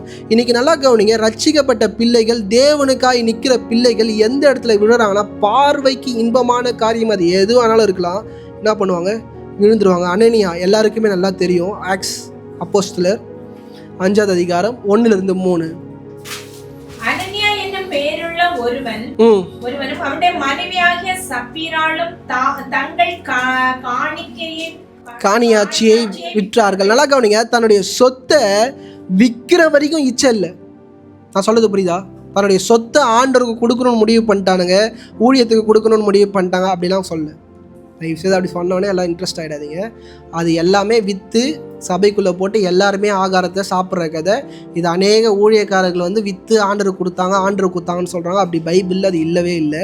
ஆனாலும் இவங்க என்ன பண்ணான்னு வச்சுக்கலாம், விற்று என்ன பண்ணுறாங்க, கொடுக்க முடிவு பண்ணிட்டாங்க. படிங்கம்மா. தன் மனைவி அறிய அவன் கிரயத்திலே ஒரு பங்கை வஞ்சித்து வைத்து, நல்லா கவனிங்க, ஒரு பங்கை வஞ்சித்து வச்சுக்கிட்டானா. ஏன் வஞ்சித்து வச்சுக்கிட்டானா, எல்லாத்தையும் இந்த ஊழியக்காரங்கிட்ட கொடுத்துனா நமக்கு 3 வேளை சாப்பாடு போடுவானுங்களா, ஒற்றுமையாக பிரித்து கொடுப்பானுங்களா தெரியலையேன்னு சொல்லிட்டு என்ன பண்ணிட்டானு ஒரு பங்கை ஒளிச்சு வச்சுட்டாங்க. படிங்கம்மா. ஒரு பங்கை கொண்டு வந்து அப்போஸ்தலருடைய பாதத்திலே வைத்தான். பேதுரு அவனை நோக்கி, அனனியாவே, நிலத்தின் கிரயத்தில் ஒரு பங்கை வஞ்சித்து வைத்து பரிசுத்த ஆவியிடத்தில் போய் சொல்லும்படி சாத்தான் உன் இருதயத்தை நிரப்பினது என்ன? யார் அவன் இருதயத்தை நிரப்பினாரா? சாத்தான். அப்போஸ்தலனாகிய பேதுரு தெளிவாக சொல்கிறாரு, நீ பண்ண பாவம், நீ பண்ண பொய், உன்னோட வஞ்சகத்தினுக்கான காரணம் யார்? பிசாசு. இந்த காலைகளில் அநேக நேரம் நம்ம குடும்பத்தை, நம்ம பிள்ளைகளோட வாழ்க்கை, கணவன் மனைவி உறவுகளை அலக்கழிக்கிற காரியம் எது? பிசாசு. ஆனால் இந்த பிசாசை நான் எப்படி டீல் பண்ணுன்னு போக சொல்கிறேன். தயவு செய்து என்ன கூட்டுறாதீங்க, என்ன பண்ணாதீங்க, என்ன கூப்பிடாதீங்க. இதுக்காக ஆண்டவர் என்ன பண்ணல, அழைக்கல. இது அடிக்கடி நான் சொல்லும் போது தப்பாக நினச்சிக்கிறீங்க. நான் சத்திய வசனத்தின்படி அதை சொல்லி நான் என்ன பண்ண வரேன், புரிய வைக்கிறேன். அடுத்தது இச்சிக்கப்படத்தக்க காரியங்கள். 1 யோவான் 2ஆம் அதிகாரம் 16வது வசனம். ஏனெனில் மாம்சத்தின் இச்சையும் கண்களின் இச்சையும் ஜீவனத்தின் பெருமையுமாகிய உலகத்தில் உள்ளவைகளை எல்லாம் பிதாவினால் உண்டானவை அல்ல. பிதாவால இல்லையா? மாம்சத்தின் இச்சை, கண்களின் இச்சை, ஜீவனத்தின் பெருமை, இது கிட்டத்தட்ட தேவனால் உண்டாகாத ஒரு காரியம். இன்னைக்கு நல்லா எல்லாருக்குமே தெரியும், சவுலோட வாழ்க்கை தெரியும், தாவீதோட வாழ்க்கை தெரியும். சவுல தேவனாகிய கர்த்தர் ராஜாவாய் தெரிந்து கொண்ட உடனே அவன் எது மேலே போய் விழுந்தானா, இச்சையில் போய் விழுந்தான். எது மேலே போய் விழுந்தானா, எந்த பெண்கள் மேலேயும் விழலை, எந்த இது மேலேயும் விழலை, ஆடு மாடு பொருள்கள் மேலே என்ன பண்ணான், ஒரு சின்ன ஒரு இப்படி தூக்கி போட்டான், பிசாசு விழுந்துட்டான். என்ன பண்ணிட்டான்? ஆனால் தாவீது அப்படி கிடையாது. என்னது?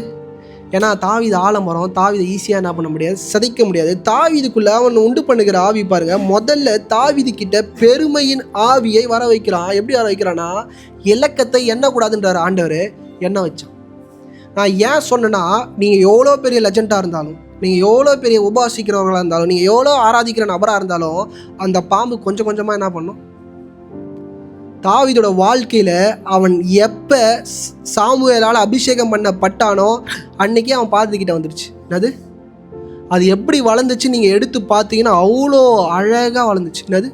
தாவீதோட வாழ்க்கையில் எங்கெங்கெல்லாம் தாவீது தவறு பண்ணுறானோ அங்கெங்கெல்லாம் அவனுடைய ஜீவனை கொண்டு போட முடியாது. நான் அடிக்கே ஒரு அடி சொன்னேன், அபித்தோபேலோட ஆலோசனை எப்படி இருந்துச்சு?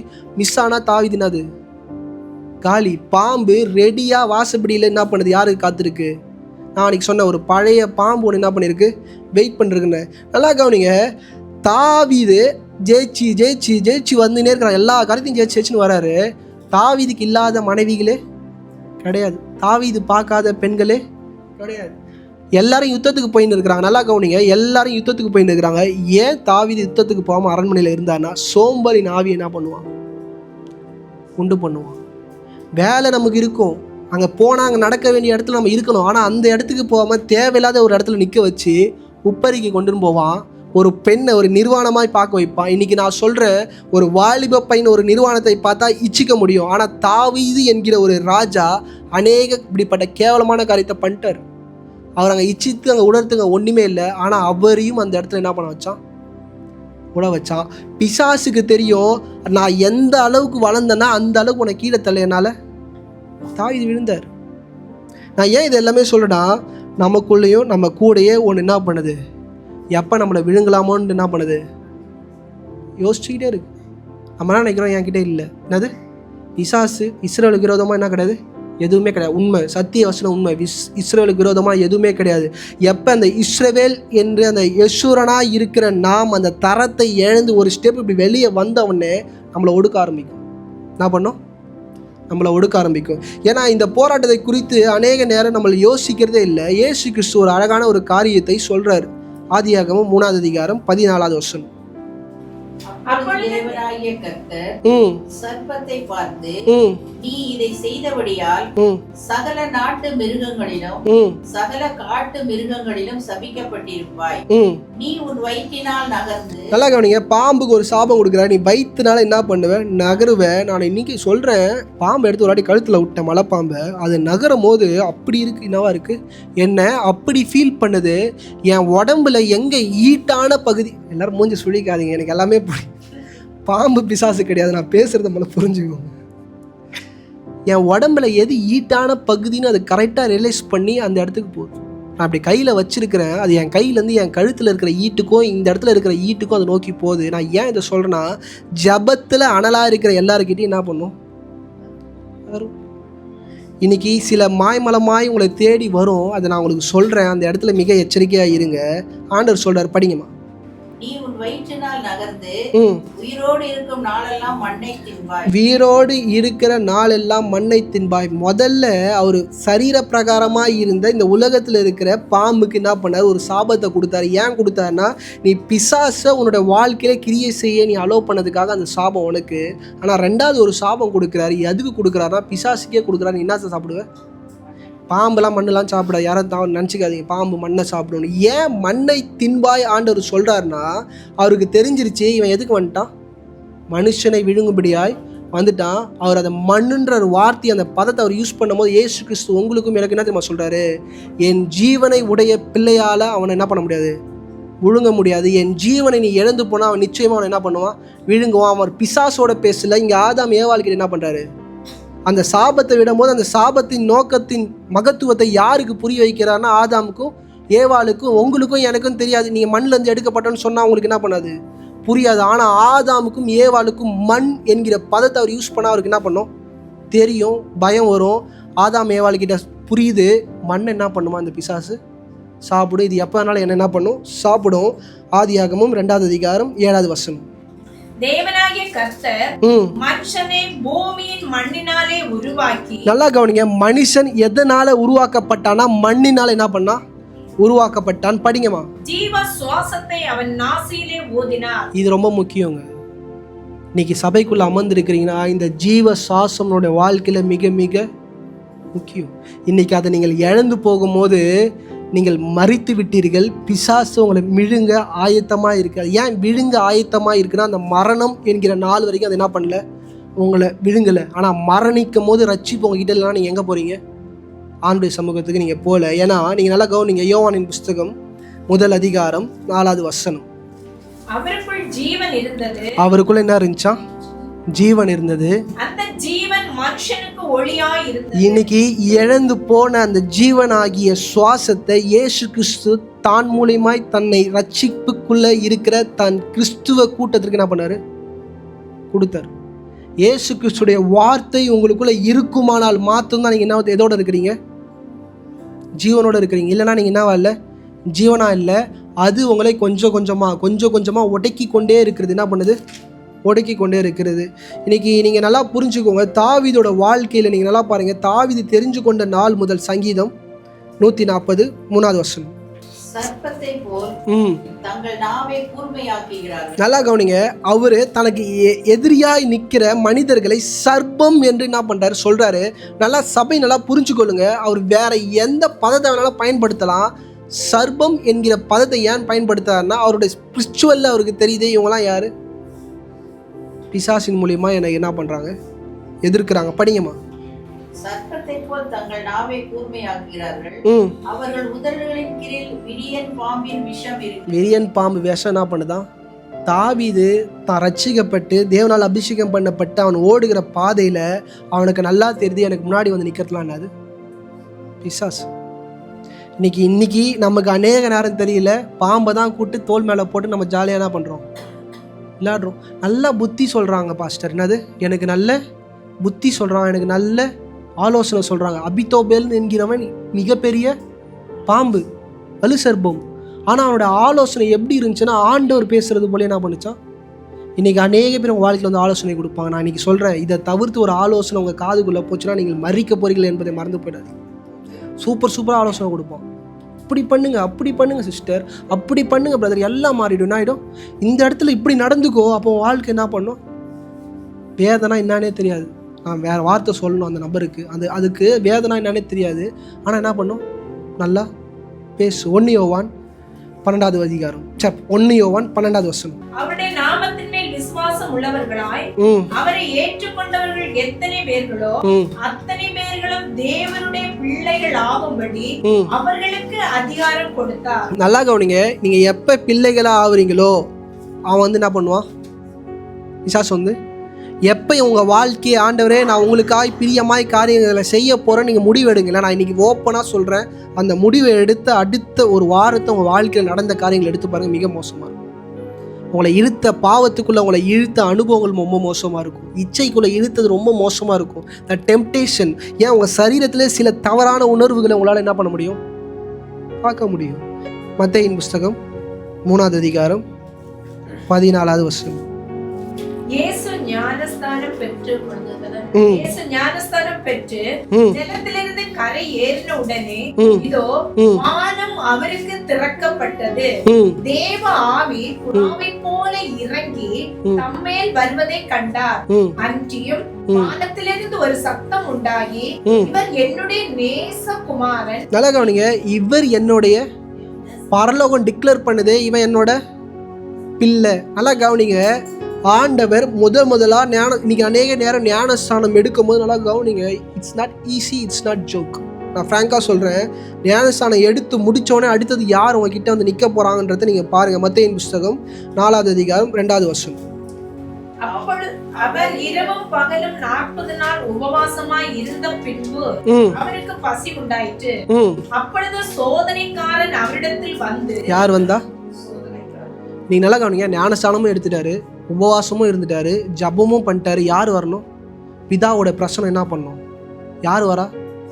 சபை. நல்லா புரிஞ்சுக்கோங்க, பரலோகம் எப்போ இவன் என் பிள்ளைன்னு டிக்ளேர் பண்ணுதோ அடுத்த நொடியே எவன் வந்து நிற்பான்? கூப்பிடவே தேவை, பிசாசு வந்து நிற்பான். இன்னைக்கு அநேக நேரம் வேதத்தில் ஸ்திரப்பட வேண்டியது, சத்திய வசனத்திற்குள்ளே பலப்பட வேண்டியது மிக மிக அவசியம். இந்த இடத்துல திருப்பி ஆதாம் ஏவால நின்னா என்ன பண்ண வந்துருவான்? விழுந்திருப்பான். திருப்பி ஆதாம் ஏவாள் கிட்ட அவன் என்ன பண்ணானோ அதே காரியத்தை தான் இங்கேயும் பண்ணான். 3 விதமான காரியங்களை இயேசு கிறிஸ்து கிட்ட என்ன பண்ணுறான்? முன்னு வைக்கிறான். ஆனால் ஆண்டவர் அழகாக சொல்றாரு, அப்பாலே இப்போ சாத்தானே. நீங்கள் நல்லா கவனிங்க, சபை நல்லா புரிந்து கொள்ளணும். இன்னைக்கு இந்த வலு சர்ப்பத்தின் ஆவி உங்களை மேற்கொள்ளாதபடி நீங்கள் இருக்கணும்னா நீங்கள் என்ன இருக்கணும்? உபவாசம் இருக்கணும், ஜெபம் பண்ணணும். இது எதுவுமே இல்லாமல் அவங்ககிட்ட நீங்கள் போராடினீங்கன்னா நீங்கள் என்ன ஆவீங்கன்றதை என்னால் சொல்லவே முடியாது. உங்கள் சரீரத்தில் பலவீனத்தை கொண்டு வருவான், அவங்க குடும்பத்துக்குள்ளே பிரச்சனையை கொண்டு வருவான், அவங்க குடும்பத்துக்குள்ளே போராட்டத்தை என்ன பண்ணுவான்? உண்டு பண்ணுவான். இன்றைக்கி இயேசு கிறிஸ்து இது பண்ணதுனால நம்மளும் இதை பண்ணிடலான்னு ஈஸியாக நினைக்காதீங்க. ஏன்னா வேதத்தில் ஒரு மிகப்பெரிய ஒரு தேவ மனுஷன் இப்படிப்பட்ட ஆவியை கண்டு அவர் என்ன பண்ணுறாருன்றதை நீங்கள் பார்த்தீங்கன்னா நீங்களே என்ன பண்ணுவீங்க? யோசிப்பீங்க. ஆக்ட்ஸ் அப்போஸ்தலர் 16வது அதிகாரம் 16லேருந்து 18. நாங்கள் ஜெபம் பண்ணுகிற இடத்திற்கு போகையில் குறி சொல்ல ஏவுகிற ஆவியை கொண்டிருந்து குறி சொல்லுகிறதுனால் தன் எஜமான்களுக்கு மிகுந்த ஆதாயத்தை உண்டாக்கின ஒரு பெண் எங்களுக்கு எதிர்பட்டாள். அவள் பவுலையும் எங்களையும் பின்தொடர்ந்து வந்து, இந்த மனுஷர் உன்னதமான தேவனுடைய ஊழியக்காரர், ரட்சிப்பின் வழியை நமக்கு அறிவிக்கிறவர் என்று சத்தமிட்டாள். இப்படி அநேக நாள் செய்து கொண்டு வந்தாள். பவுல் சினம் கொண்டு. நல்லா கவனிங்க, எத்தனை நாள் செய்து கொண்டார்? ஏன் முதல் நாள்ல அப்போஸ்தலனாகிய பவுல் சுகம் கொடுக்கல? பெரிய ஊழியக்காரர் தானே, அப்படின்னா அப்படிப்பட்ட ஆள் இல்லை. ஏன் இந்த ஆவியை கண்டு தூரம் போயிட்டே இருந்தார்? அது என்ன ஆவி? குறி சொல்லுகிற ஆவி. இன்னைக்கு நான் ஃப்ராங்காக சொல்கிறேன், இந்த வசனத்தை நான் உங்களுக்கு சொல்லித்தரேன். ஆனால் இந்த வசனத்தை இன்னையோட மண்ணை நோண்டினா பண்ணுங்க, புதைச்சிட்டு இந்த சபையை விட்டு வெளியே போங்க, இதை பற்றி வெளியவோ யாருக்கிட்டையும் உங்களை பேச நான் என்ன பண்ணல, என்கரேஜ் பண்ணல. இந்த வசனம் உண்மையாக இது கிடையாது. நீங்கள் படிச்சிங்கல்ல 16 படிச்சிங்களா? வசனத்தை போடுங்க. 16 வசனத்தில் உண்மையாய் அவரை பின்தொடர்ந்து வந்தது குறி சொல்லுகிறாங்க. என்னது? நீங்கள் ஃபோனில் கூட வீட்டில் போய்ட்டு நீங்கள் பொறுமையாக நீங்கள் அடித்து க்ரீக் டிரான்ஸ்லேஷன் அடித்து நீங்கள் பார்த்தீங்கன்னா அங்கே உண்மையாக யூஸ் பண்ணப்பட்ட பதம் வந்து பார்த்தீங்கன்னா த ஸ்பிரிட் ஆஃப் பைத்தான். என்னது? மலைப்பாம்பின் ஆவி யாரை பின்தொடர்ந்துச்சா? பவுல் எங்கே போகிறாரு? ஜெபிக்க போகிற மனுஷனே இந்த ஆவியை பார்த்து என்ன சொல்கிறாரு? தள்ளி என்ன பண்ணுறாரு? போகிறார். அது போட்டு தொல்லை பண்ணுது. அந்த ஆவி என்ன தொல்லை பண்ணுறதெல்லாம் யோசிச்சு பாருங்க. எந்த ஆவியாச்சும் வந்து வாலண்டரியாக வந்து எனக்கு என்ன பண்ணு விடுதலையாக்குன்னு கேட்குமா? இன்றைக்கி நிறைய பேர்கிட்ட நான் சபையில் சொல்லியிருக்கிறேன். சில இதெல்லாம் சொல்லும் போது அதோட இதெல்லாம் சொல்லலை. நான் சில பேருக்கு அநேக பேர் ஃபோன் பண்ணி சிஸ்டர் எனக்காக என்ன பண்ணுங்கள், தயவுசெய்து மாட்டிக்காதீங்க. உங்களுக்கு தெரியாத நபர், நீங்கள் பழகாத நபர், அவங்களோட கேரக்டர் தெரியாத நபருக்காக ஒரு நாளும் உங்களோட சமூகத்தில் உங்கள் ஜப அறையில் போய் ஜெபம் பண்ணாது. என்ன பாஸ்டர் இப்படி சொல்கிறீங்க? Yes, you don't know what kind of spirit they have. அவங்க எப்படிப்பட்ட ஆவியை வச்சுருக்காங்க உங்களுக்கு தெரியாது. உங்களுக்குள்ளே இருக்கிறது பரிசுத்த ஆவி. அது எவ்வளோ பெருசாக இருக்குன்னு எனக்கு தெரியாது. நீங்கள் ஜெபிக்க போகிற நபருக்குள்ளே இருக்கிற அசுத்தாவி எவ்வளோ பெருசுன்னு உங்களுக்கு உங்கள் சரீரத்தெல்லாம் சதைச்சிடும். என்னது? உங்கள் சரீரத்தெல்லாம் சதைச்சிடும். நான் ஃப்ராங்காக போய்லாம் சொல்ல. இங்கே பாருங்கள், த ஸ்பிரிட் ஆஃப் பைத்தான். அப்போஸ்தலனாகிய பவுல் திரும்பி பார்த்த அந்த முதல் நொடியே எல்லாருக்கும் அது நார்மலாக பார்க்கும்போது அந்த கான்டெக்ஸ்ட் எடுத்து அது குறி சொல்லுகிற ஆவின்றானுங்க. ஆனால் அப்போஸ்தலனாகிய பவுல் திரும்பி பார்க்கும் போதே என்ன பண்ணிட்டாரு? இது ஸ்பிரிட் ஆஃப் பைத்தான், பரலோகத்திலேருந்து தள்ளப்பட்ட வலு சர்ப்பம். இன்னைக்கு ஏன் இது அநேக ஊழியர்கள் இதை எடுத்து தப்பாக பிரசங்கம் பண்ணுறாங்கன்னா, ஏன் இது இன்னையோட குழி தோண்டு மறைச்சிடுங்கன்னா, ஏன் இது சத்திய வசனத்தில் இங்கிலீஷ்லேயும் சரி தமிழ்லையும் ஏதலைன்னா அநேக ஸ்காலர்ஸ்கள் என்ன முடிவு பண்ணாங்கன்னா, இதோட பேரை கூட என்ன பண்ண தேவையில்லை, சபைக்குள்ளே சொல்ல தேவையில்லை. ஏன்னா அது என் தேவனை விட மட்டமானது தான். சிலுவையில் தேவனாகிய கர்த்தர் என்ன பண்ணுறார்? தலையை நசுக்கிட்டாரு. அதுக்கு எந்த பவரும் இல்லை, எந்த அதிகாரமும் இல்லைன்ட்டு எல்லாரும் முடிவு பண்ணி அதை என்ன பண்ணிட்டாங்க, எடுத்துட்டாங்க. ஆனால் உண்மையாக அப்போஸ்தலனாகிய பவுல் இதை பார்க்கும்போது கரெக்டாக சொன்னார். இது என்ன ஆவி? ஏதேன் தோட்டத்தில் இருந்த அதே ஆவி. என்னது? ஏதேன் தோட்டத்தில் இருந்த அதே ஆவி என் முன்னாடி வந்து நிற்கிது. அப்போஸ்தலனாகிய பவுல் ஜெபம் பண்ண தான் என்ன பண்ணுறாரு? போகிறாரு. படிங்கம்மா, திருப்பி தமிழில் படிங்களாம்மா. 16 நான் ஜெபம் பண்ணுகிற இடத்தில் நல்லா கவனிங்க. ஜெபிக்க நீங்கள் போகும்போது தான் ஃபோன் பண்ணுவாங்க. சிஸ்டர், பிரதர், எனக்காக என்ன பண்ணுங்க, ஜெபம் பண்ணுங்க. உங்கள் ஜபத்தில் என்ன பண்ணுங்க? அப்போஸ்தலனாகிய பவுல் பண்ணாரா? வசனம் போடுறாமா, படிமா. நாங்கள் ஜெபம் பண்ணுகிற இடத்தில் போகையில் குறி சொல்ல ஏவுகிற ஆவியை கொண்டிருந்து குறி சொல்லுகிறதனால் தன் எஜமான்களுக்கு மிகுந்த ஆதாயத்தை உண்டாக்கின ஒரு பெண் எங்களுக்கு எதிர்பட்டாள். அவள் பவுலையும் எங்களையும் பின்தொடர்ந்து வந்து, இந்த மனுஷர் உன்னதமான தேவனுடைய ஊழியக்காரர், ரட்சிப்பின் வழியை நமக்கு அறிவிக்கிறவர் என்று சத்தமிட்டார். எந்த பிசாசாவது வாலண்டரியா போய் ரட்சிப்பை அறிவிக்கிற வழி யார்கிட்ட இருக்கு? அப்போஸ்தலனாகிய பவுல் கிட்ட இருக்குன்னு சொல்லுமா? பிசாசு வச்ச ட்ராப்பு அப்போஸ்தலனாகிய பவுல் என் தலையில் வந்து என்ன பண்ணணும்? கையை வைக்கணும். அப்போஸ்தலனாகிய பவுலுக்கும் தெரியும் இந்த பிசாசு என்ன நினைக்குது, நான் கையை வைக்கணும்னு நினைக்குது. நான் என்ன பண்ண மாட்டேன்? கை வைக்க மாட்டேன். இதை எழுதுறவர் யார் எழுதுறாருன்னா கூட இருக்கிறவர் என்ன பண்ணுறாரு? எழுதுறாரு. அப்போஸ்தலனாகிய பவுல் என்ன பண்ணல? எழுதல. அப்போஸ்தலனாகிய பவுல் அதை சொல்லியிருப்பார். அதனால தான் இவர் எழுதும் போது லிட்ரலாக என்ன எழுதிட்டார்? அந்த பிசாசோட பேரை எழுதிட்டாரு. அப்போஸ்தலனாகிய பவுலோட ஊழியத்தில் எங்கேயுமே இது என்ன பண்ணல? எழுதலை. இன்னைக்கு இவர் மட்டும் அந்த அறியாமையில் எழுதினாரு. அநேக ஸ்காலர்ஸ் பைபிளை எழுதினவங்க, பைபிளை இன்டர்பிரேஷன் பண்ணவங்க என்ன பண்ணாங்க? இது வேணான்னு என்ன பண்ணிட்டாங்க? ஒதுக்கிட்டாங்க. ஆனால் இந்த பிசாசோட பேரை வச்சு இன்னைக்கு பார்த்தீங்கன்னா நிறைய பேர் பயங்கரமாக பிரசங்கம் பண்ணுறாங்க. தூக்கி குப்பையில் போட்டு வேலையை என்ன பண்ணுங்க பாருங்க. அப்போஸ்தலனாகிய பவுல் பண்ணதை மட்டும் நான் உங்களுக்கு சொல்லித்தரேன், படிங்கம்மா. இப்படி அநேக நாள் செய்து கொண்டு வந்தால் பவுல் சினம் கொண்டு திரும்பி பார்த்து, நல்லா கவனிங்க, பவுலுக்கு என்னாச்சு? The spirit of evil when come என்ன வரும் உங்களுக்கு? கோபம் வரும். அப்போஸ்தலனாகிய பவுல் நல்ல மனநிலையில் இந்த முடிவை என்ன பண்ணல? எடுக்கல. தாம் பதட்டத்தில், தன் கோவத்தில், இது என்னடா சனி என்னை போட்டு என்ன பண்ணுது, அந்த மாதிரி இடத்துக்கு போயிட்டாரு. நான் ஏன் அந்த சனின்ற வார்த்தை யூஸ் பண்ணது மன்னிச்சுக்கோங்க. நான் ஏன் அதை சொல்கிறேன்னா, அந்த அளவுக்கு அப்போஸ்தலனாகிய பவுல் என்ன பண்ணுது? பின்தொடர்ந்து ஜெபம் பண்ணு, என்னை ஓட்டி விடு. படிங்கம்மா. நீ இவளை விட்டு புறப்படும்படி இயேசு கிறிஸ்துவின் நாமத்தினாலே உனக்கு கட்டளையிடுகிறேன் என்று அந்த ஆவியுடனே சொன்னான். அந்நேரமே அது புறப்பட்டு போயிட்டு. அந்த நேரமே என்ன பண்ணிடுச்சு? அந்த ஆவிக்கு ஒன்று தெரியும், நான் இவளை விட்டு போனேன்னா அப்போஸ்தலனாகிய பவுலுக்கு நடக்க போகிறது வேற படிங்கம்மா. அவளுடைய எஜமான்கள் தங்கள் ஆதாயத்துக்கு நம்பிக்கை அற்று போயிட்டு. அது எவ்வளோ தந்திரமா இருந்துச்சுன்னா, நான் இந்த பொண்ணை விட்டு போனேன்னா இந்த மனுஷனுங்க என்ன பண்ண மாட்டானுங்க, சும்மா விட மாட்டானுங்க. 22வது வசனம் வாசிங்கம்மா. அப்பொழுது ஜனங்கள் கூட்டம் கூடி அவர்களுக்கு விரோதமாய் எழும்பினார்கள். யாருக்கு விரோதமா? படிங்கம்மா. அதிகாரிகள் அவர்கள் வஸ்திரங்களை கிழித்து போடவும் நிர்வாணப்படுத்தினாங்க. சொல்லி அவர்கள் என்ன பண்ணாங்க? இதெல்லாம் யார் பண்ணது? ஜனங்க பண்ணல, அந்த பிசாசு பண்ணுச்சு. அது என்ன பண்ணுச்சுன்னா அந்த இடத்தோட அதோட வேலை முடிஞ்சிருச்சு. ஆனால் அது பண்ணால் இதெல்லாம் நடக்கும்னு யாருக்கு தெரியும்? இன்றைக்கி அநேக நேரம் நீங்கள் பண்ணுறீங்களா பாவம், அந்த பாவத்தை பற்ற வச்சுட்டு அந்த இடத்துலையே அந்த பிசாசு இருக்காது போயிடும். அது போயிட்டு அடுத்த ஆளுக்கிட்ட சொல்லி விடும். அவன் அடிச்சு முடிச்சோன்னு நீ அடுத்த ரவுண்டு நீ என்ன பண்ணு சமடி. யாருக்கு? அப்போஸ்தலனாகிய பவுல் வாயை மூடி அந்த இடத்துல கம்னு இருந்தாருன்னா இந்த பிரச்சனைக்குள்ள என்ன பண்ணிருக்க மாட்டார். ஆனால் அப்போஸ்தலனாகிய பவுலுக்கும் தெரியும் இது நடக்கும். என்னது நல்லா போறீங்க, அவர் அப்படிப்பட்ட தேவ மனுஷன். படிங்கம்மா. ஏன் அது அவ்வளோ தொல்லை பண்ணும் போது ஏன் மனுஷன் அது கிட்டேயே போகாம கூட இருக்கிற ஆளையும் கூடன்னு தள்ளி தள்ளி போனார்னா இதுதான் நோக்கம். 25வது வசனம் வாசிங்கம்மா. அதுலேயே நல்லா கவனிங்க. ஏன் நடுராத்திரியில எழுந்து பவுலும் சீலாவும் ஜெபம் பண்ணும்? எல்லாம் முடிஞ்சிச்சு, பிசாசு அடிச்சிச்சு போயிடுச்சு. அது நம்மளாம் என்ன பண்ணுவோம்? படுத்து நல்லா தூங்கி ரெஸ்ட் எடுப்போம். ஆனால் அப்போஸ்தலனாகிய பவுலுக்கு மட்டும் தெரியும் இது போயிட்டு இதை விட பொல்லாத ஆவிய. இன்னைக்கு எல்லாருமே ஜெபம் பண்ணும்போது ஒரு விடுதலை கிடைச்சோன்னே ஒரு சந்தோஷத்துக்குள்ளே போயிடுறீங்க. விடுதலை கிடைச்சோன்னே பயம்தான் உங்களுக்கு என்ன பண்ணணும். ஒரு மனுஷனுக்காக நீங்கள் ஜெபம் பண்ணி அந்த மனுஷனுக்கு சுகம் பெற்றா முன்ன பண்ண ஜபத்தோட நீங்கள் அதிக ஜபம் பண்ணுன்றதை மறந்துடாதீங்க. நமக்கு ஒரு ஹாப்பினஸ் வந்துடுது. நம்ம ப்ரேயர் பண்ணோம், நம்ம பிள்ளையோட வாழ்க்கை மாறிடுச்சு, நம்ம ஜெபம் பண்ணோம், நம்ம பிள்ளையோட வாழ்க்கையில் இது நடந்துருச்சு. இல்லை, அது நடந்து முடிஞ்சுதுன்னா பரலோக ராஜ்யம் என்ன பண்ணுது? மகிழும் போது பிசாசுக்கு அது பிடிக்கவே பிடிக்காது. மொத்த பேரும் உன் வீட்டுக்குள்ள வந்து என்ன பண்ணுவான்? குடியேறும். நீ இந்த 8 அடி பாம்பை தானே அடித்த, நான் 12 அடி என்ன பண்ணுறேன்? உள்ளே வரவனால முடிஞ்சது என்ன பண்ணு. Don't call pastor. என்ன பாஸ்டர் இப்படி சொல்கிறீங்க? பாஸ்டர் என்ன பண்ணாதீங்க, கூப்பிடாதீங்க. யுத்தம் செய்ய வேண்டியது யாரு? நீங்கள் தான்.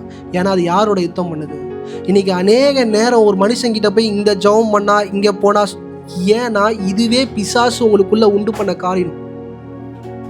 புரியுதா? ஒரு மனுஷன் கை வைக்கும்போது நீங்கள் பாருங்க, அப்படியே பேய் அப்படியே அங்கே என்ன நடக்குதுன்னு யோசிச்சு பாருங்க. இயேசுநாதர் இப்படியா பண்ணாரு? அப்போஸ்தலனாகிய பவுல் இப்படியா பண்ணாரு? ஆனால் அங்கே என்ன நடக்குது? சர்ச்சில் ரட்சிப்பை குறித்ததான ஹைலைட்ஸ் போட சொன்னால் எதை ஹைலைட்ஸ் போடுறாங்கன்னா பிசாசு ஓடுனது, வாந்தி எடுத்தது, பக்கெட் வச்சு பிடிக்கிறது, இப்படி ஒன்று ஃபயர். என்னது ஃபயர்? நமக்கும் அதை பார்க்க தான் என்னவா இருக்குது. இதெல்லாம் பிசாசு தந்திரமாக உங்களை என்ன பண்ணுது? நம்ப வைக்குது. இந்த ஊழியக்காரர்கிட்ட போனால், இந்த ஊழியக்காரர்கிட்ட எவன் வார்த்தைக்கு நேராக நீங்கள் போனால் ரட்சிக்கப்படுவீங்கன்றாங்களோ அந்த பக்கம் போங்க. என்ன பண்ணுங்க? இந்த சபையை விட்டு வெளியே போனாலும் வார்த்தையை குறித்து பேசுகிற நபர்கிட்ட என்ன பண்ணுங்க? தாராளமாக போங்க. ஏன்னா உங்களோட வாழ்க்கை என்ன பண்ணும்? ஆசீர்வதிக்கப்பட்டிருக்கும். இன்னைக்கு ஆண்டவரை எப்படி பின்தொடரும்ன்றத ஒரு காரியத்தை நான் உங்களுக்கு சொல்கிறேன். சபை இதை நிச்சயமாக இதை கவனிக்க வேண்டியது மிக மிக அவசியம். அநேக ஊழியர்கள் இந்த வசனத்தை தவறான ஒரு பதத்துக்கு பயன்படுத்துகிறார்கள். அந்த நபரை நிச்சயமாக அவங்களே நினச்சாங்கன்னா ரொம்ப கஷ்டப்படுவோம். லூக்காவின் புஸ்தகம் 8வது அதிகாரம் 1-3. பின்பு அவர் பட்டணங்கள் தோறும் கிராமங்கள் தோறும் பிரயாணம் பண்ணி தேவனுடைய ராஜ்யத்துக்குரிய நற்செய்தியை ஊரை பிரசங்கித்து வந்தார். 12 அவரோடு கூட இருந்தார்கள். இவர் இந்த ஊழியத்தெல்லாம் செய்யும் போது அவர் கூட யார் இருந்தாங்க? 12 பேர் இருந்தாங்க. இதை மறந்துடாதீங்க, நல்லா கவனிங்க, படிங்கம்மா. அவர் பொல்லாத ஆவிகளையும் வியாதிகளையும் நீக்கி குணமாக்கின சில ஸ்திரீகளும் 7 பிசாசுகள் நீக்கின மகதலனாள் எனப்பட்ட மரியாளும் ஏரோத்தின் காரியக்காரனான சூசாவின் மனைவியாகிய யோவனாலும் சூசான்களும் தங்கள் ஆஸ்திகளால் அவருக்கு ஊழியம் செய்து கொண்டு வந்தார். நல்லா கவனிங்க. இந்த யோவனாள் என்கிறவர் எதனால ஊழியம் செய்யறாளா? தான் ஆஸ்தினால. இதை அநேக ஊழியக்காரர்கள் யூஸ் பண்ணுவாங்க. ஆனால் நான் உண்மையாக இந்த வசனத்தெல்லாம் எந்த ஊழியக்காரன் பேசினாலும் என் இருதயம் வலிக்கும். இவங்களை இதற்காக உயர்த்தக்கூடாது. யாரை? தான் ஆஸ்தினால ஊழியம் செஞ்சாங்கன்னு சொல்லி இதை சொல்லும் போது இந்த நபர், இந்த ஸ்திரீ, இந்த யோவனாள் என்கிற இந்த பேர் உள்ள அந்த நபரோட மகிமையை நீங்கள் காண வேண்டியது அவசியம். அவங்க தன்னுடைய ஆஸ்தினால என்ன பண்ணாங்களாம்? ஊழியம் பண்ணாங்க. நீங்களும் உங்களுடைய ஆஸ்தியினால் ஊழியம் பண்ணுங்க. ஆனால் இந்த பேரை யாராச்சும் ஒரு ஊழியக்காரன் பயன்படுத்தணும்னா தகுதியான ஒரு இடம் இருக்குது. அந்த இடத்துக்கு தான் இவங்க பேர் என்ன பண்ணணும், பயன்படுத்தணும். ஆனால் தவறான இடத்துல தவறான பதத்தில் இவங்க என்ன பண்ணுறாங்க, யூஸ் பண்ணுறாங்க. ஆஸ்தியெல்லாம் அவங்க எடுத்து கொடுத்ததுனால அதையே என்ன பண்ணுறாங்க, பீப்புள் ஆர் ஃபோக்கஸிங். ஆனால் இந்த மகளுக்குள்ளே இருந்த ரட்சிப்பின் மகத்துவத்தை நான் சொல்கிறேன், யாருக்கிட்டையும் இல்லை. 12 சீசர்களுக்கு கூட இல்லை. இன்னைக்கு நல்லா கவனிங்க, அற்புதங்கள், அடையாளங்கள், பேயெல்லாம் ஓட்டுறாரு கூட எத்தனை பேர் இருக்கிறாங்க, 12 பேர் இருக்கிறாங்க. இந்த பெண்கள்லாம் என்ன பண்ணுறாங்க, இருக்கிறாங்க. ஆனால் இந்த பெண்கள் இந்த மென்ஷன் பண்ணும்போது இந்த இந்த இந்த பெண்கள் எல்லாரையும் சேர்த்துக்கோங்க. இந்த பெண்கள்லாம் விலையேற பெற்றோர். ஏன்னா தேவன் நல்ல நிலையில் ஓடிக்கொண்டிருக்கும் போது, தேவனுடைய ஊழியம் பல்லுகி பெருகி கொண்டிருக்கும் போது கூட இருந்தவங்க இல்லை, தேவனுடைய ஊழியம் மறைத்த நிலையில் இருக்கும்போது அவரோடு இருந்தவர். எந்த நிலையில்? ஊழியம் மறித்து போன நிலையில் இருக்கும்போது அவர்களோட என்ன பண்ணாங்க, கூட இருந்தாங்க. நீங்கள் நல்லா லூக்காவின் புஸ்தகம் எடுத்து பார்த்தீங்கன்னா 23ஆவது அதிகாரம் 50வது வசனம் வாசிங்களேன். கொஞ்சம் முன்னாடி சில வசனங்களை பார்த்துட்டு நம்ம வருவோம். லூக்கா 23:50. யோசேப் என்னும் பெயர் கொண்ட ஒரு ஆலோசனைக்காரன் இருந்தான். அவன் உத்தமனும் நீதிமானா இருந்தான். அவன் யூதருடைய பட்டணத்தான் ஆகிய அரிமத்தியாவில் இருந்து வந்தவனும் தேவனுடைய ராஜ்யத்துக்கு காத்திருந்தவனும் யூதர்களுடைய ஆலோசனைக்கும் செய்கைக்கும் சம்மதியாகமாய் இருந்தான். அவன் பிலாத்துவிடத்தில் போய், நல்லா கவனிங்க, யூதர்களோட கட்டளைகள், யூதருடைய பிரமாணங்கள், ஏன் அந்த காலத்துல இந்த பாஸ்டர் என்ன பண்ணலாமா அக்செப்ட், இவனை மாதிரி தான் ஆண்டவர் இந்த காலத்துல சபையில இருக்கிறவங்கள இருக்க சொல்றாரு. ஆனா உங்களால அப்படி இருக்க முடியல. படிங்கம்மா. அவன் பிலாத்துவிடத்தில் போய் இயேசுவின் சரீரத்தை கேட்டு அதை இறக்கி துப்பட்டியிலே சுற்றி கண்மலையில் வெட்டப்பட்டதுமாய் ஒரு காலும் ஒருவனும் வைக்கப்படாததுமாய் இருந்த ஒரு கல்லறையிலே வைத்தான். நல்லா கவனிங்க, ஒரு டெட் பாடியும் வைக்காத ஒரு இடத்துல வைக்கணும்னு யார் முடிவு பண்ணா? இவன் முடிவு பண்ணா. ஆண்டவர் கூட எல்லா சலுகையும் பெற்ற 11 சீசர்கள் எங்க போனாங்க? நான் சொல்றது புரியுதா? பிசாசு எங்க எல்லாரையும் அடிச்சிருதுன்னா, மரித்த போன நிலை, பலவீனமான நிலை, தள்ளப்பட்ட நிலை, ஒடுக்கப்பட்ட நிலையில நீங்க கர்த்தரோட இருக்க வேண்டியது மிக மிக அவசியம். ஒரே ஒருத்தவன் அவன் ஆண்டவர் கூட இல்லை, ஆண்டோட சத்திய வசனங்களை கேட்டு வந்து என்ன பண்றான், நிக்கிறான். நல்லா படிங்க. அதில் 55, 56 வாசிங்க. கலிலேயாவில் இருந்து அவருடனே கூட வந்திருந்த ஸ்திரீகளும் சென்று கல்லறையும் அவருடைய சரீரம் வைக்கப்பட்ட விதத்தை பார்த்து திரும்பி போய் கந்தக வர்க்கங்களையும் பரிமள தைலங்களையும் ஆயத்தம் பண்ணி கற்பனையின் படியே ஓய்வு நாளில் ஓய்ந்தார்கள். நல்லா கவனிங்க, இவ்வளோ பிரச்சனை, இவ்வளோ போராட்டம், ஆண்டோடைய ஊழியம் எங்கே வந்து நின்றுச்சுன்னா மரித்த நிலையில் வந்துருச்சு.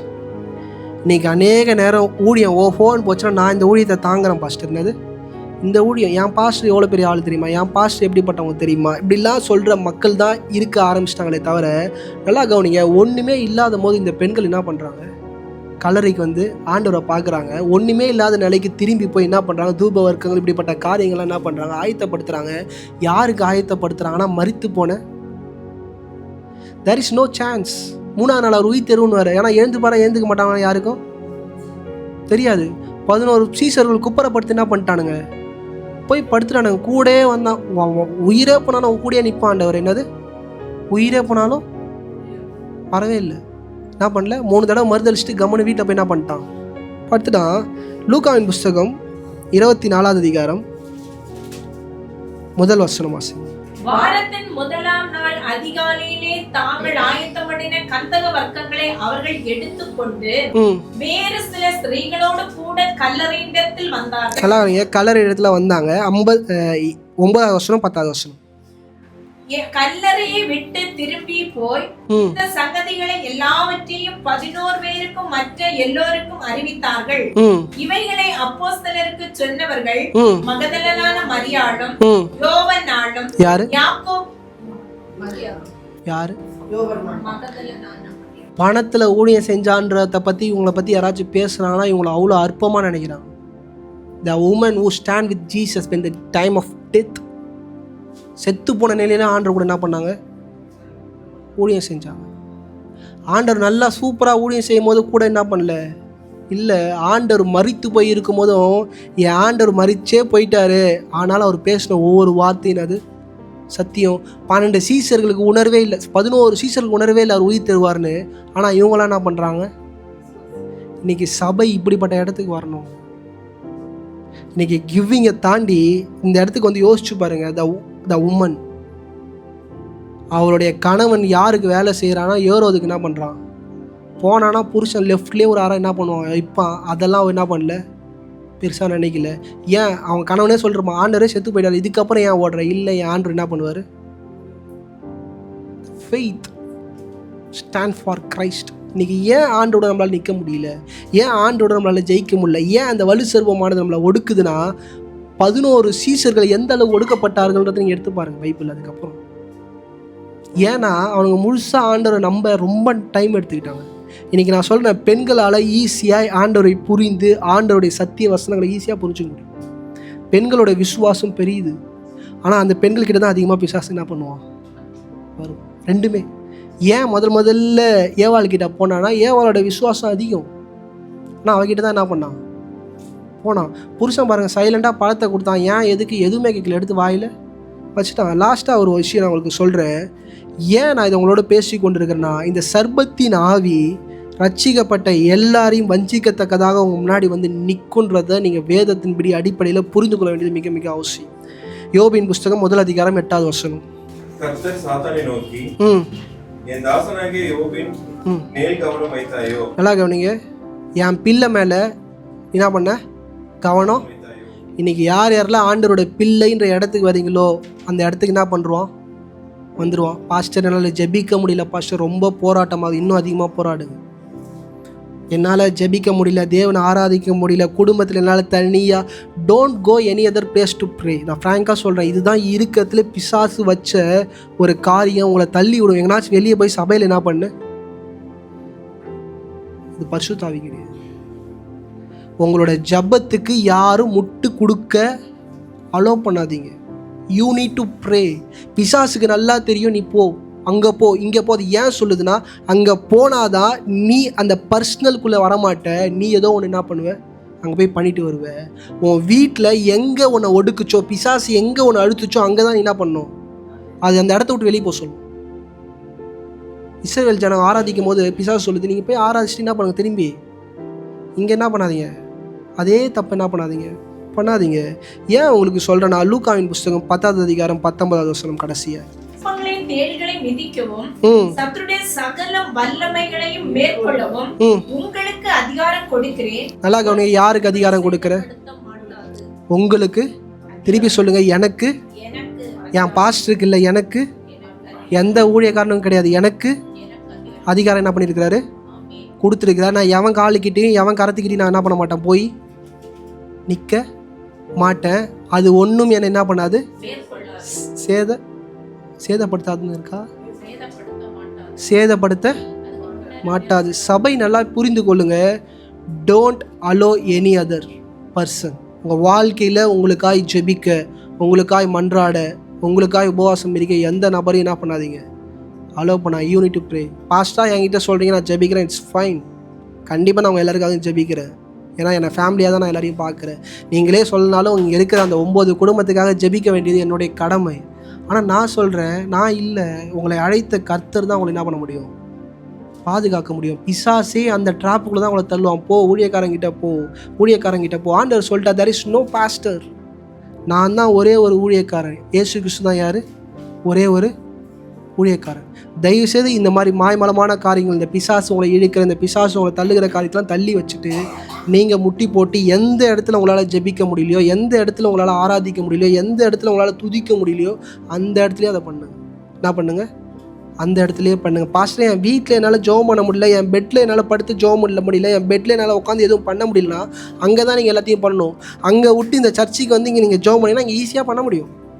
ஒரு 10 பேரோட சேர்ந்து கூடி என்ன பண்ண முடியும், ஜெபம் பண்ண முடியும். அதுதான் பிசாசு உங்களை என்கரேஜ் பண்ணி அனுப்புவான். நீ என்ன பண்ணு, அங்கே துதியின் சத்தம் வீட்டில் என்ன தரால கேட்க தேவையில்லை. இருக்கிற இடங்களை கண்களை மூடி